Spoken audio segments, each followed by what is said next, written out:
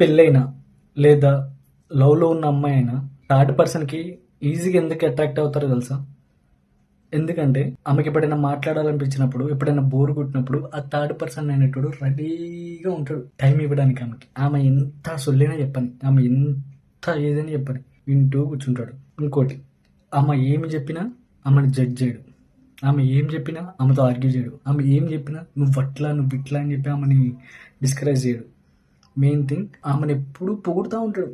అవునరా, అసలు నువ్వు చేసింది కరెక్ట్ రా బాబు, నీలాంటిది వాడికి దొరకడం అదృష్టం రా బాబు, అసలు ఇంత మంచిగా ఉంటుందో తెలుసా అని చెప్పి కాంప్లిమెంట్స్ ఇస్తూ ఉంటాడు. కానీ ఒక థర్డ్ పర్సన్ అని చేసినోడు, లవ్ చేసినోడు లేదా పెళ్లి చేసుకున్నాడు ఎందుకు చేయలేకపోతున్నా తెలుసా? ఎందుకంటే ఆమె ఏమైనా తప్పు చేస్తే కరెక్ట్ చేయాలని చూస్తాడు. ఎందుకంటే ఓకే ఇది తప్పని నాకు అర్థమవుతుంది, ఇది నలుగురు అబ్జర్వ్ చేశారనుకో ఆమె పరువు పోతుంది. పరువు పోయినా కూడా అమ్మకి రెస్పెక్ట్ ఇవ్వరు, డిస్రెస్పెక్టబుల్గా చూస్తారు అని చెప్పి ఆమెను జడ్జ్ చేస్తూ ఉంటాడు, కరెక్ట్ చేస్తూ ఉంటాడు. ఇది కాదు, అట్లా కాదు, ఇట్లా కాదు, అట్లా అని చెప్పి చెప్తూ ఉంటాడు.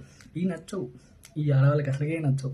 పొగుడు, నువ్వు పొగుడు చెప్తా నీకు ఏ పిల్ల పడదా నేను చూస్తా, నువ్వు పొగుడే. కానీ ఒకటి మాత్రం నిజం, నిన్ను పొగుడుతూ నువ్వు చెప్పింది వింటూ నేను ఎప్పుడు నీకు అవైలబుల్గా ఉండేటోడు, ఏం చెప్పిన గుడ్డిగా నమ్మేటోడు, జస్ట్ నీతో టైంపాస్ చేస్తూ ఒక్కసారైనా నా సైడ్ రాదా, నేను యూజ్ చేసుకోలేకపోతానా, ఆ ఛాన్స్ నాకు ఇవ్వదా అని చెప్పి జస్ట్ నేను యూజ్ కోసమే చూస్తాడు. కానీ నేను చేసుకున్నోడు, నేను చేసుకోవాలి అనుకునేటోడు మాత్రం నేను ఎప్పుడు కరెక్ట్ వేలో ఉంచుదామని చూస్తాడు. Decision is yours.